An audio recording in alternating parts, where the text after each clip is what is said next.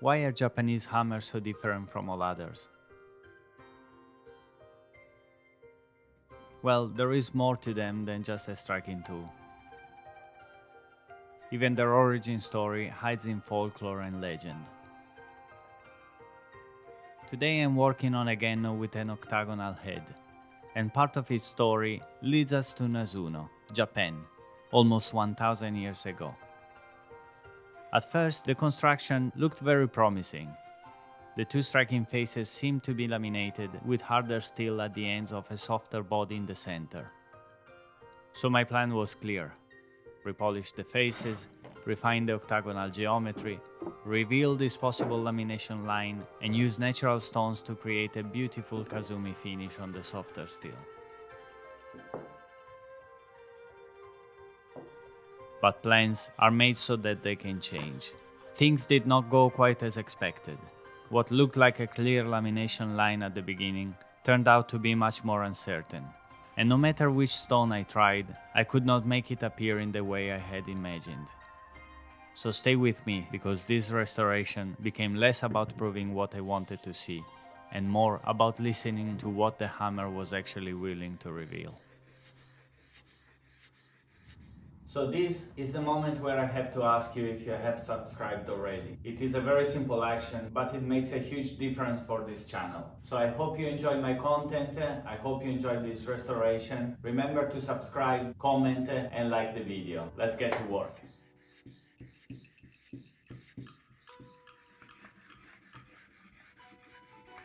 I'm wondering how much should be restored and how much should be left as part of its story. My intention is not to make this hammer new again. I want to repolish the faces, refine the octagonal geometry, and finish the work honestly, even if the result is different from the plan. Bentornati a ToolsReborn, I'm Daniele, and here is where I restore vintage Japanese tools and knives, discovering their Wabi-Sabi story.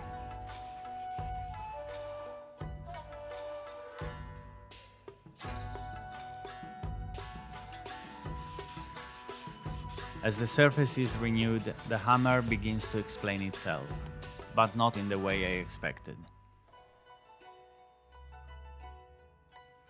On a Japanese hammer, the two faces are not always the same. In fact, it is quite normal for them to have different shapes, because they are intended for different uses.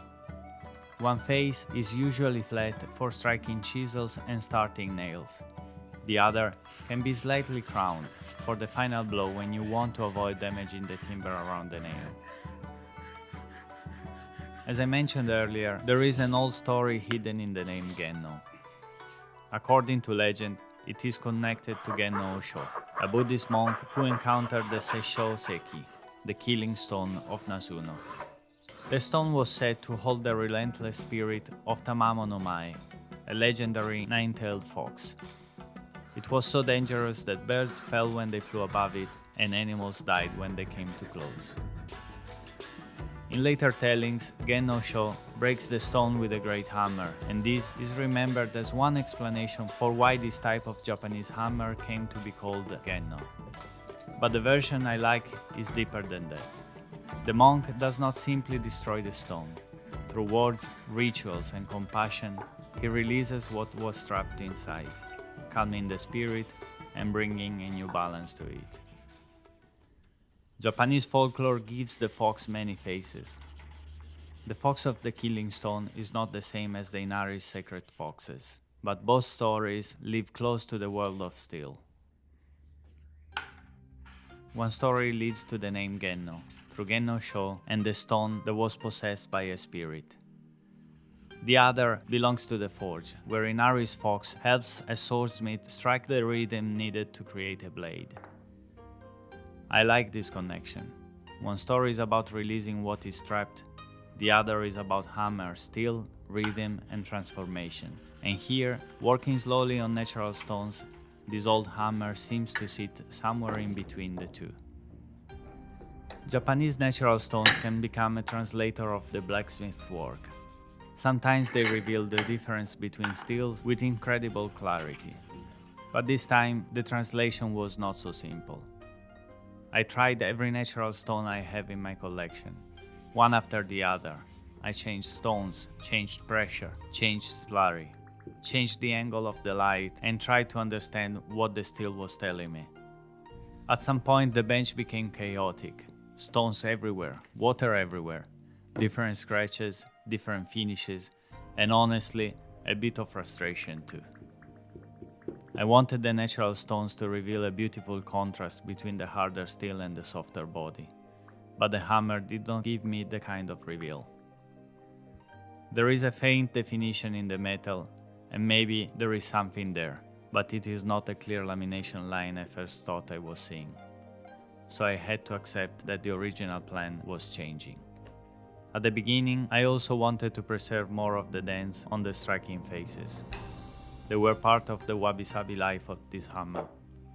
But while chasing the possible lamination line, I kept polishing, testing, changing stones, and looking for a contrast that never fully appeared.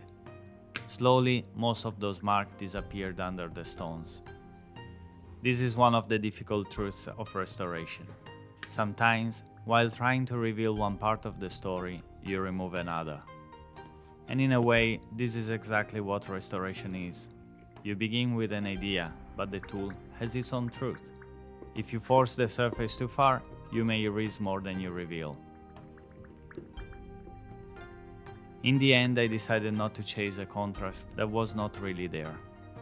I do not want to invent a lamination line just because I hope to find one.